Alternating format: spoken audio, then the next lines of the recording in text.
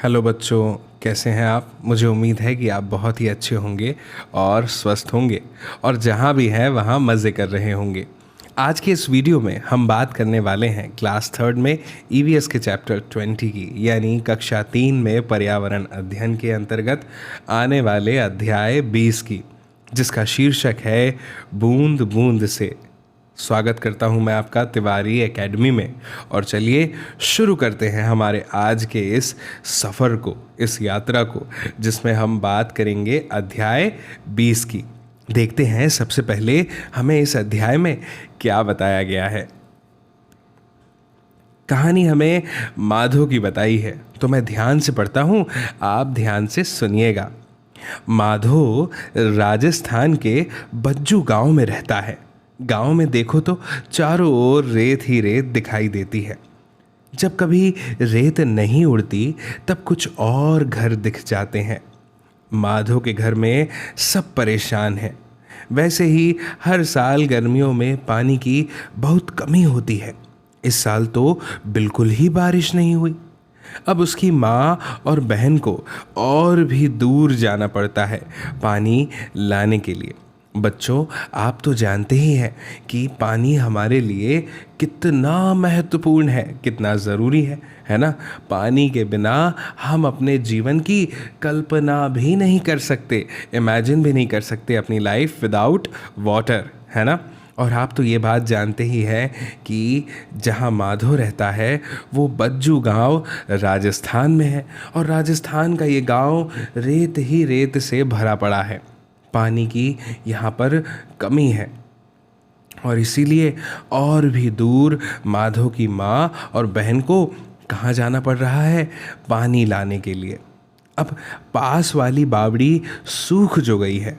हर रोज़ 4 घड़े पानी जुटाने में ही कई घंटे निकल जाते हैं। गर्म रेत में चल चल कर उनके पैर तो जलते ही हैं, उसमें छाले भी पड़ जाते हैं। देखिए आप चित्र।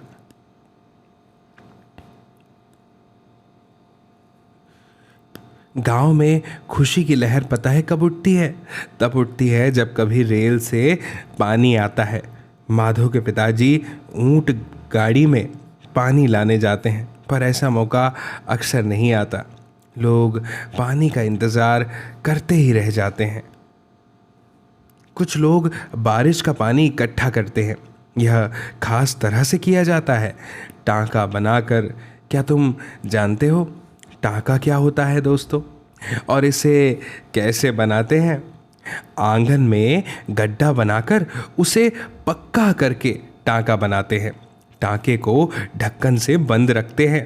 टांके के लिए घर की छत को कुछ ढलवा बना देते हैं, जिससे क्या होता है, छत पर जो बारिश का पानी गिरता है वो नाली के द्वारा नीचे टांके में इकट्ठा हो जाता है। छत की नाली पर जाली लगा देते हैं, जिससे कूड़ा कचरा टांके में न जा सके।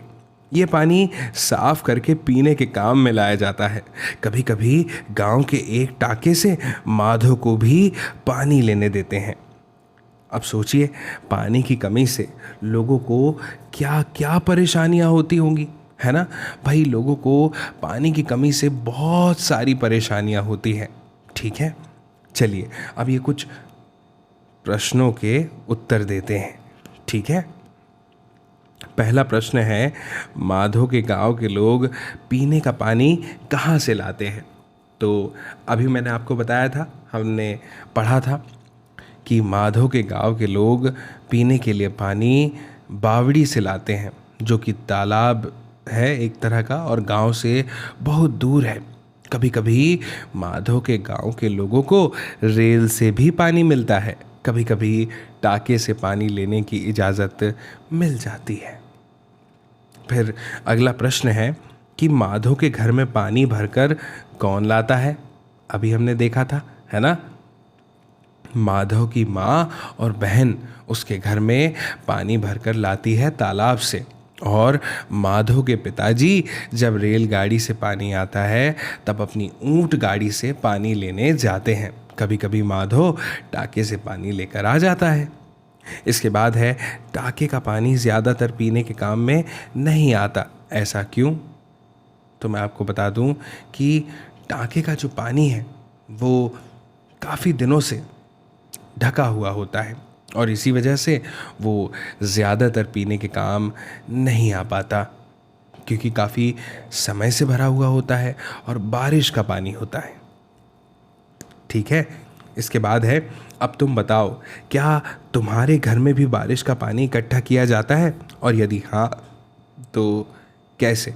तो भाई मेरा उत्तर तो ये है कि मेरे घर बारिश का पानी इकट्ठा नहीं किया जाता, लेकिन अगर आपके घर किया जाता है तो आप अपना जवाब हाँ में दे सकते हैं और ये भी बता सकते हैं कि बारिश का पानी इकट्ठा कैसे किया जाता है।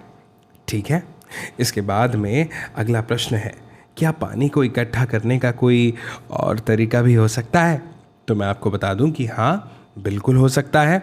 पानियों को कई सारे टैंक्स में यानी ड्रमों में और टंकियों में इकट्ठा किया जा सकता है और इसके छत के ऊपर भी जमा कर हम सकते हैं। तो दोस्तों, माधव की तरह सोनल के घर में भी पानी की किल्लत रहती है। सोनल कहाँ रहती है? सोनल भावनगर शहर में रहती है। नल में रोज़ केवल आधे घंटे पानी आता है और मोहल्ले भर के लोग एक ही नल पर, सोचो कितना बुरा हाल होता होगा। सोनल पानी भरने के लिए डटी रहती है, जब मौका मिलता है बूंद बूंद करके बाल्टी भी भर लेती है। अब आओ पता लगाते हैं कि कितनी बूंदों से भरती है कटोरी या फिर बाल्टी। ठीक है ना? अब हमें चित्र में ये जो तरीके हैं इनका प्रयोग करना है और पता लगाना है, खाली डिब्बे में लिखना भी है। 1 चम्मच में कितनी बूंदें? ठीक है ना, ये हमारे सामने प्रश्न दिया है। चलिए अभी देखते हैं। तो 1 चम्मच में अगर बूंदों की बात करें तो 6 बूंद, 1 मिनट, 6 बूंद।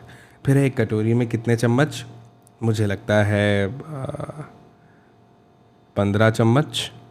ठीक है, फिर है एक्चुअली कटोरी की अगर हम बात करें तो कटोरी में थोड़े ज़्यादा चम्मच पानी आ जाता है ना, मेरे ख्याल से 60 चम्मच। ठीक है, फिर है 1 मग में कितनी कटोरी? तो 1 मग में मुझे लगता है 7 कटोरी पानी आता है। एक बाल्टी में कितने मग्गे पानी आता है? मेरे ख्याल से 25 मग। ठीक है, ओके। अब हम आगे बढ़ते हैं। अगर नल से बूंद बूंद पानी टपकता रहेगा तो कितना पानी बर्बाद होगा?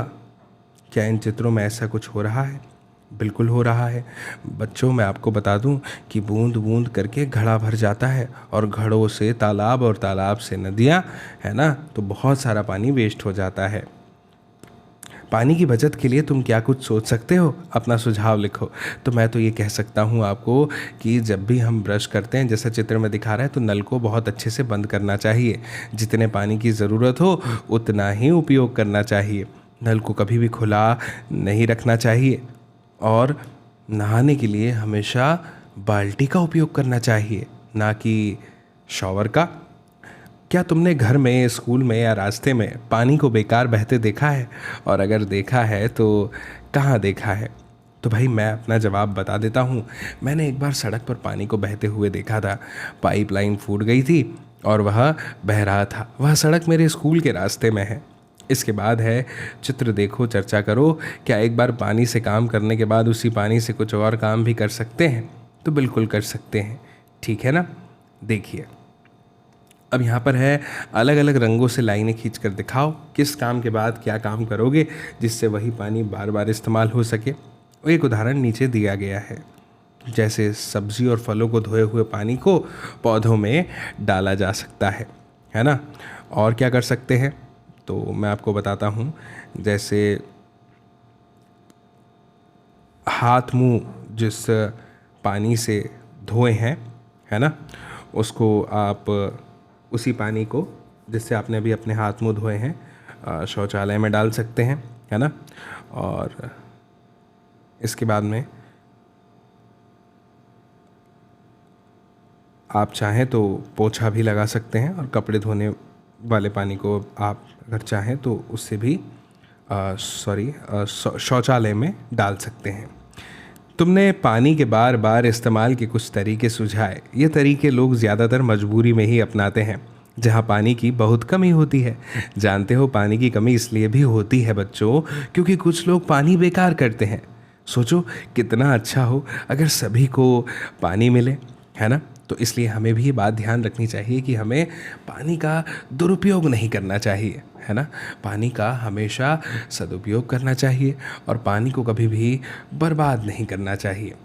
मुझे उम्मीद है कि आपको ये अध्याय ज़रूर पसंद आया होगा और ये वीडियो भी।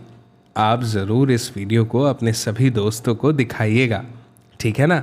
आपसे जल्द मुलाकात होगी अगले वीडियो में अगले अध्याय के साथ। तब तक के लिए आप सभी को मेरा नमस्ते और बाय बाय।